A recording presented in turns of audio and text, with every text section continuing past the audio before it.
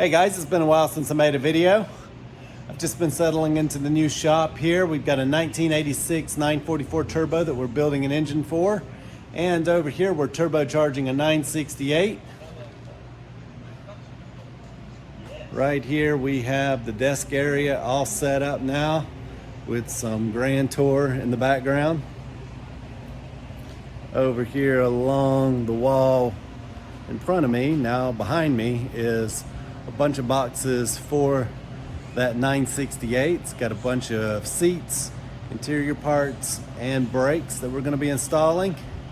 But today what we're going to be doing is replacing the dashboard in this 1984 944, and I'll show you guys how it's done.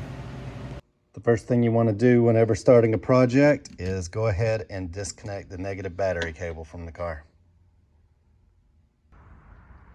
So over here in this box, we have the brand new dashboard.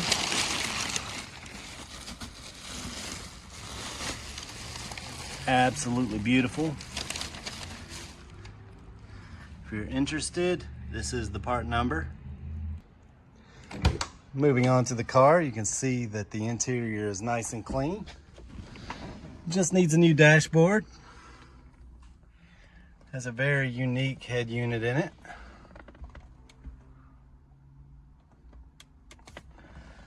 So in order to remove this dashboard, we're going to need to remove the center console and this A-pillar trim.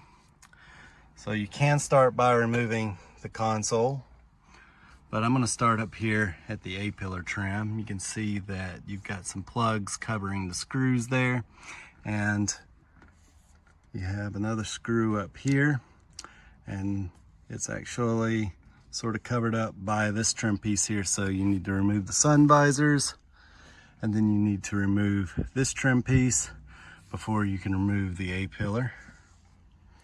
Once that's done, you'll have access to some screws that hold the dash in and behind them. So to remove this piece, all you need to do is remove the 3 screws on each side that hold the sun visors in.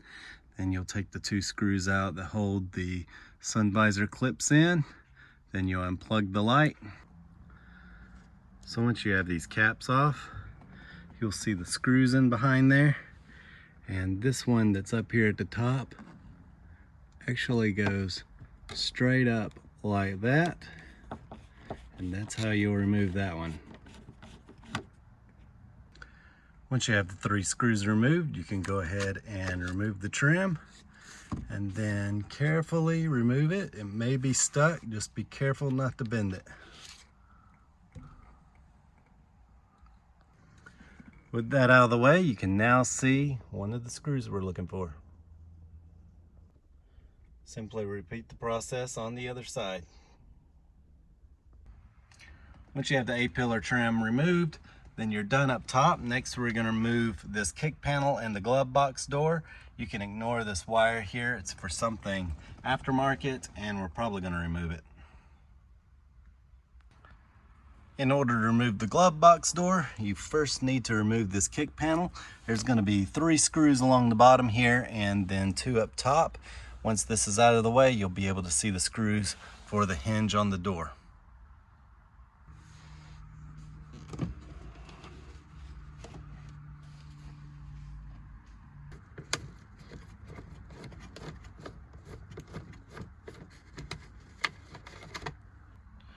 With the screws removed, you can disconnect the light up here, and then you're ready to remove this box. And this Ungo box here is not going to be installed back on the car, so we're going to remove that.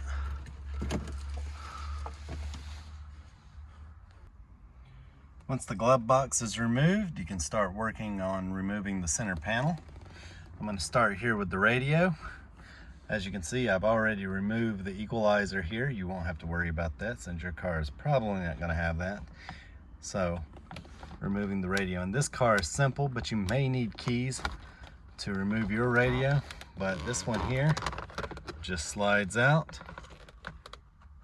You can see how it connects in there. So now that that's out, we'll get these screws out of the way, and then we'll take this console off and then we'll work on removing the steering wheel here and the gauge cluster. So once you have your radio out, it should unplug from the back and look something like this. And then the next thing we're going to do is, before we can remove this upper part here, there's some screws behind this panel. So there are 2 screws underneath here you'll need to remove. Once you have those removed, then you just simply pull on these here. Sometimes they're stuck, but they should pull right out. And then you're able to drop this plate down, and there's going to be a bulb on the back. Just gently pull the bulb out of the way. It just pulls out, and then you have your plate. And then right here you're going to see 2 screws, so you're going to take those 2 out, these 2 up here, and then you'll be able to pull this out and off.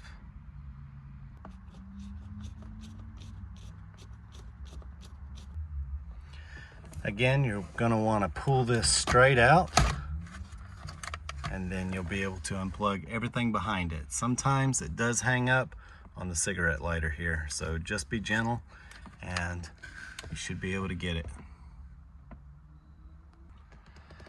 So now's the time when you want to grab some tape and just start marking everything. So you can see that I have all the wires that go to the oil pressure gauge wrapped up and labeled oil. These wires here go to the AC. It's just one plug, so you shouldn't lose it, but it'll remind you to plug it in, having a label on it. And this one here goes to the clock. So now you can just unplug everything and also take plenty of pictures, so that way you know how everything went back on exactly. And then you can go ahead and pull this out. Once everything is disconnected, you can just lay this to the side. So at this point you should have something that looks like this, and now we're ready to start removing the center console. You're going to want to go ahead and pop the ashtray out, and you're going to find some screws under here, and we're also going to have some screws along the side here we need to remove. And once that's done, we should be able to disconnect this and slide it on out of here.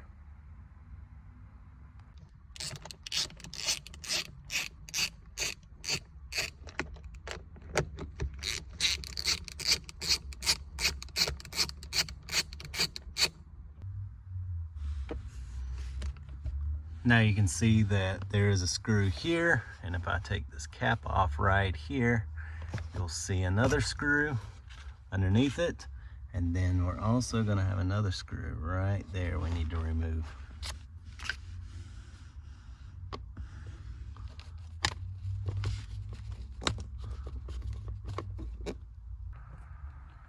It's pretty much the same thing on this side, although we don't have that covered, it's on the other one. But we still have that screw right there we need to remove. Almost forgot, before I can slide this back, I need to remove this cassette tray. You're going to flip up this one back here, and you're going to find 2 screws, and then underneath this pad here, you're going to find 2 more.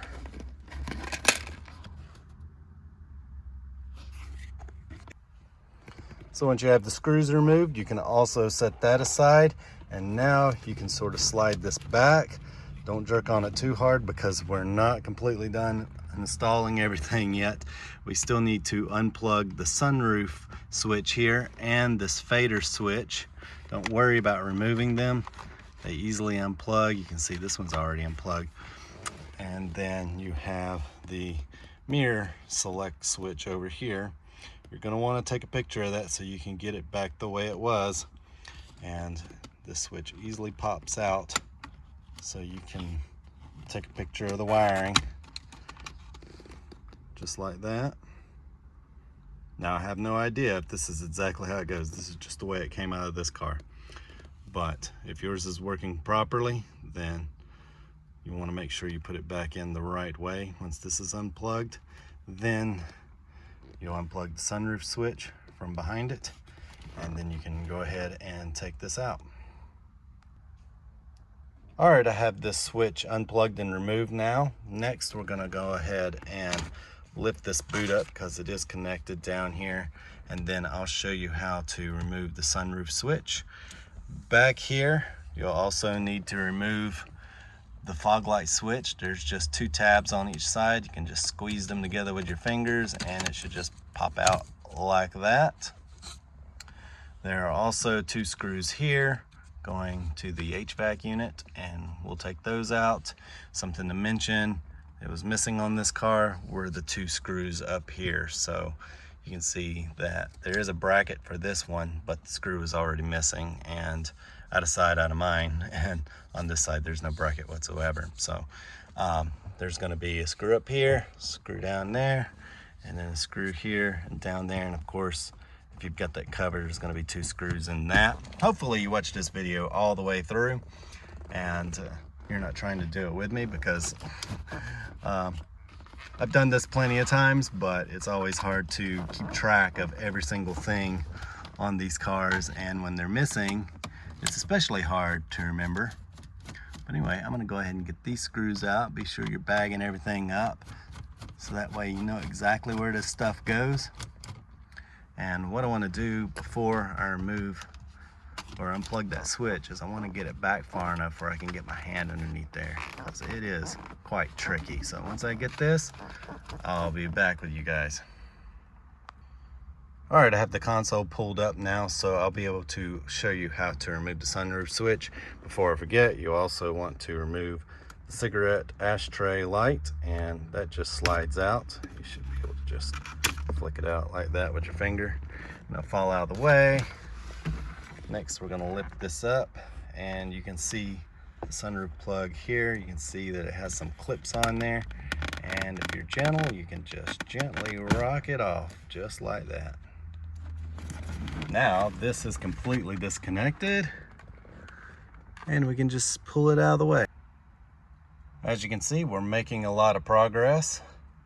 Next thing I need to do is remove this steering wheel, and I'll start by removing this horn pad and then connecting the wire for the horn, setting that aside. Then we're going to get a 24mm socket and remove the wheel. Make sure you have it straight before you remove it.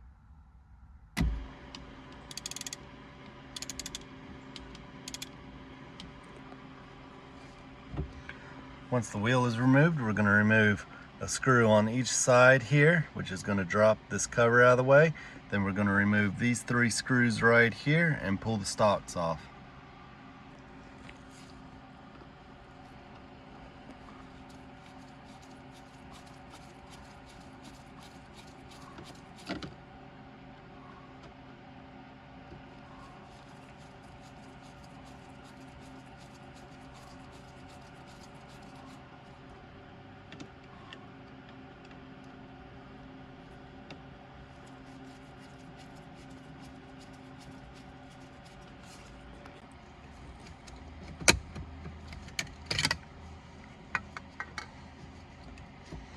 Once you're in this position, this isn't going to come out any further since it's plugged in the back here. And then you can come up here, raise this up. You can see that there are tabs down in there on each side. I'm going to bring it up high enough to clear that, and then this top part should just come out.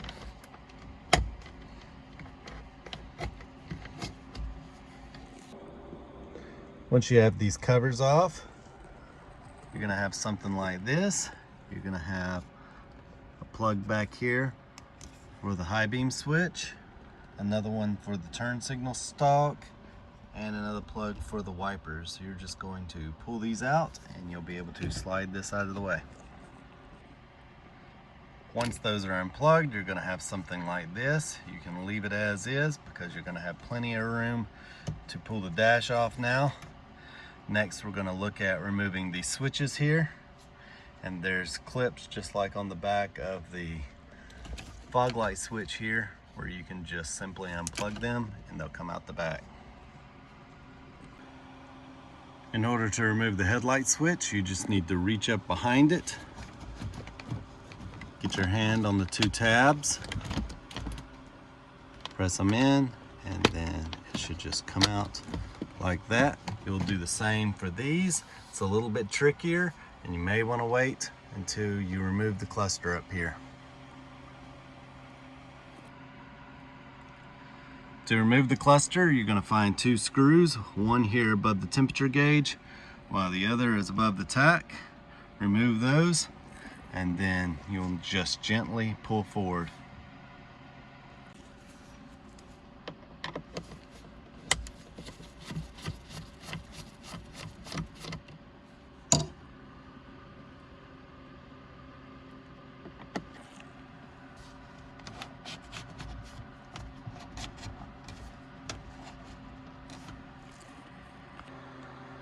Once you have the cluster pulled out a little, next you're going to go underneath and remove the screws in the DME.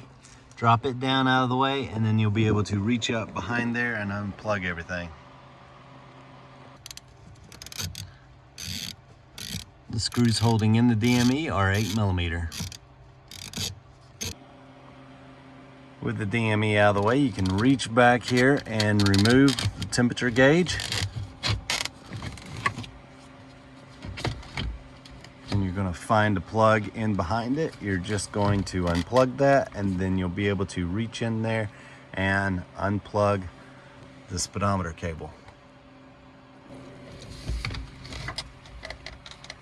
Speedometer cable will unscrew.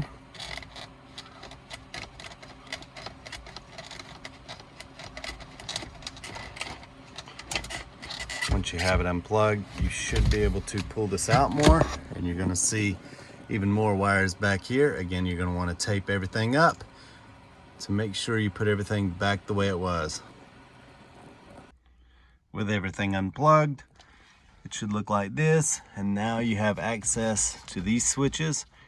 Again, you're just going to push on them using these tabs here and pull them out. And now we are pretty much ready to remove the dash. You're going to have one screw here on both sides, and then you're going to have another screw underneath. And as you're pulling it out, these cables and wires here should just come through the dash, and then we'll worry about removing the vents once we have the dash pulled out a little bit. Once you have this screw removed in the A-pillar, you're going to go under the dashboard, and you're going to find another screw right up under here. I also almost forgot about this screw right here, and this one here. All right, finally, once you have all the screws removed, you're going to pull on this. It won't be easy. It's going to pull out similar to this here, and then you're going to find a 10mm nut back there.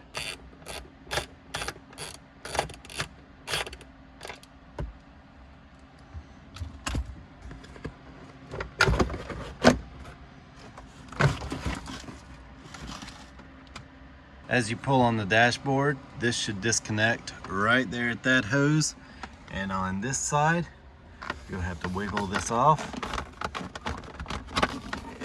Should look like that, and your dashboard is now ready to come out. All right, I've got the old dash out now.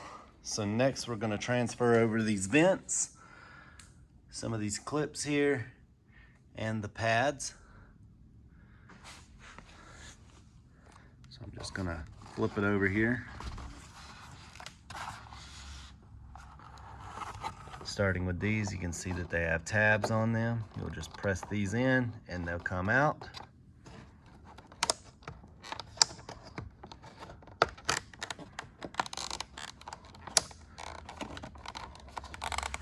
Here's one. And as far as the vents, they'll do the same thing. I have the vents removed now, and when it comes to removing these, all you need to do is reach in and push them out from the back. Before I begin transferring everything over, I thought I'd show you some of the differences between the original dashboard here. You can see that this is quite soft, and when they're brand new, they're really soft. When you flip this over, you can see that it's made of cardboard.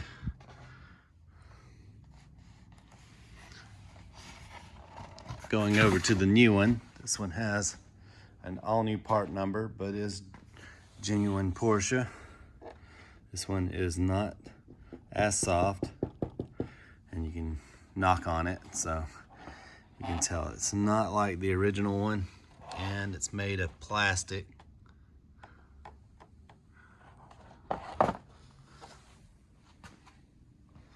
But otherwise, it looks identical.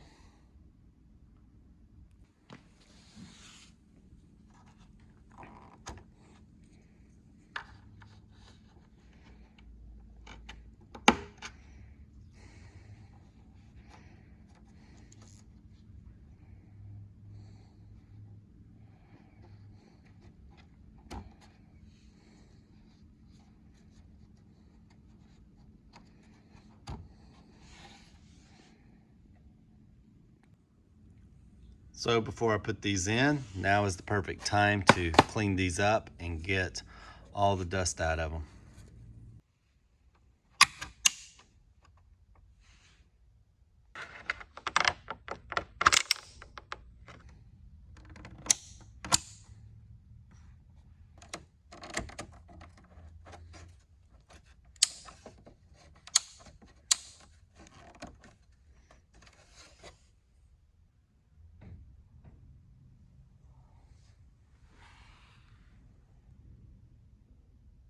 Once you have the vents back in, be sure to add a zip tie right here.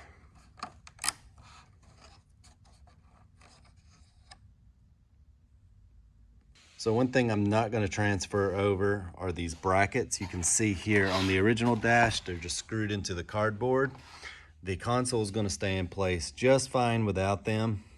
My concern is that if I try and screw into the new dash, I may end up cracking it, so I don't want to run that risk. And like I said, it's not really going to make any difference not having those. So now what I'm going to do is go over to the car. You can see all this dust from the old foam. I'm going to start vacuuming this up inside the car, and we're going to check that all the gauge bulbs work, because you don't want to get it all back together and find out that they don't. So before I start vacuuming everything out, the first thing I want to do is make sure that all these little bulbs here are working. Also make sure before you connect the battery that you don't have any grounds touching anything. This right here is for the clock. You want to make sure that's not touching the positive there. And with the battery connected, you can go ahead and flip the switch, and we're just going to see if the bulbs work. See, this one right here doesn't work, but this one does. This one doesn't either. Neither does that one. Now some of these you'll have to touch them to a ground to see if they work, like this one here.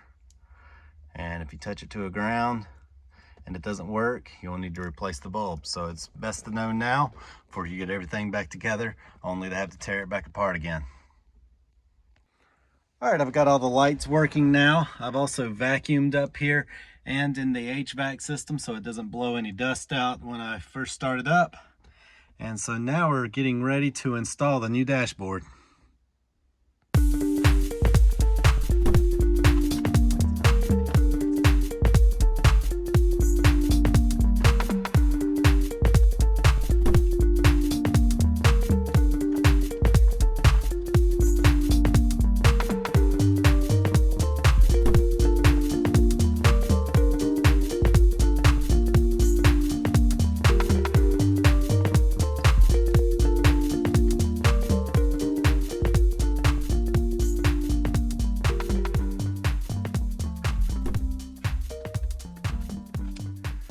All right, so here's the way it looks right now.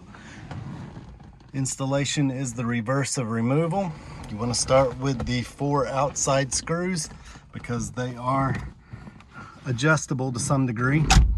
You want to make sure that the top of the dash comes to the top of the door and that this line here is lined up, and make sure that the seam looks good. You don't want it too wide right here. Another thing you want to do is take the A-pillar trim and just sort of stick it down in there to make sure that everything sits nice and tight. because you can end up with gaps here as well. And I've also seen it look like that before. You're gonna make sure it all sits in there the way it's supposed to.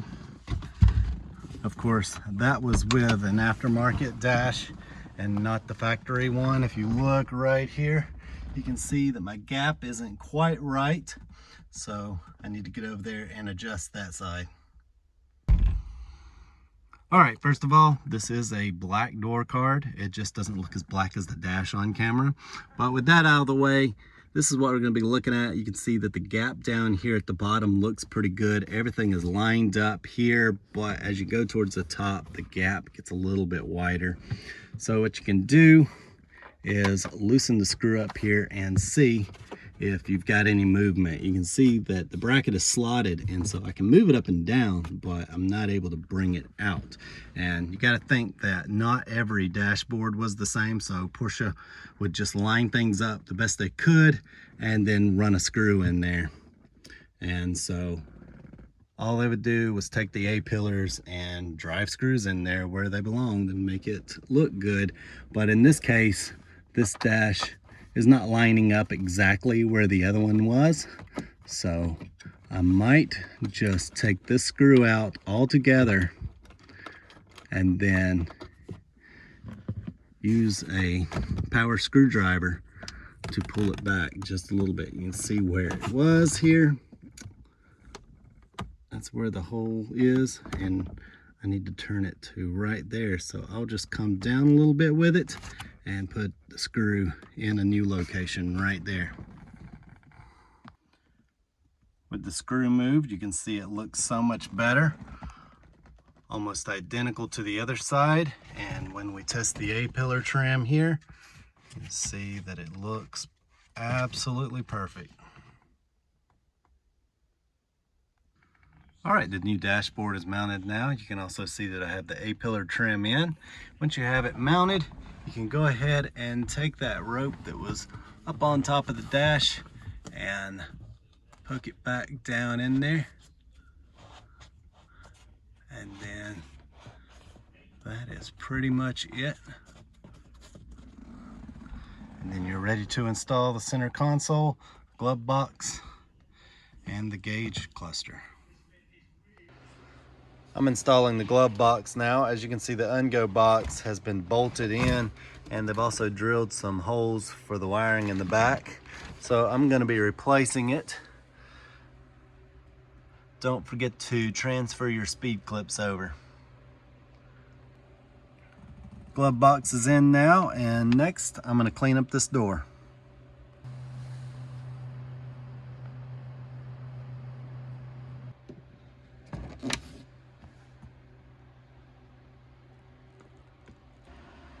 Now that the glove box is in, next I'll reinstall the center console. Center console's back in now.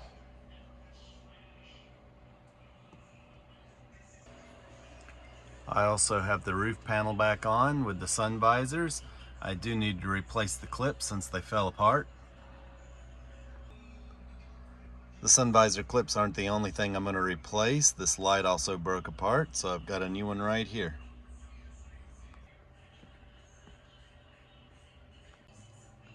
Everything's pretty much back together now. I thought before we put the cluster back in, we'd go ahead and install a new speedometer cable. New speedometer cable is installed. If you'd like to see how it was done, then I've already made a video on it, and I'll leave a link to it above. For now, I'm going to go ahead and get these gauges put in.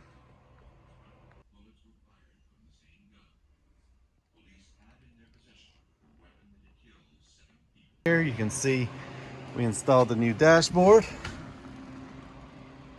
Looks absolutely beautiful. And now you can see that she starts right up. Sounds great too, even the radio works.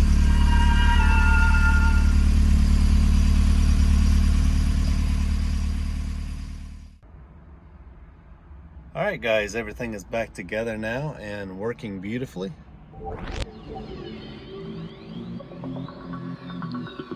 All right guys, that's just about gonna do it for this video. I wanna thank everybody who supports this channel on Patreon.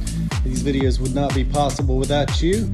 And if you're interested in becoming a Patreon supporter and seeing videos that you can't see anywhere else, I'd sure appreciate it. But anyway, guys, that's going to do it. Hope you enjoyed it, and we'll see you next time.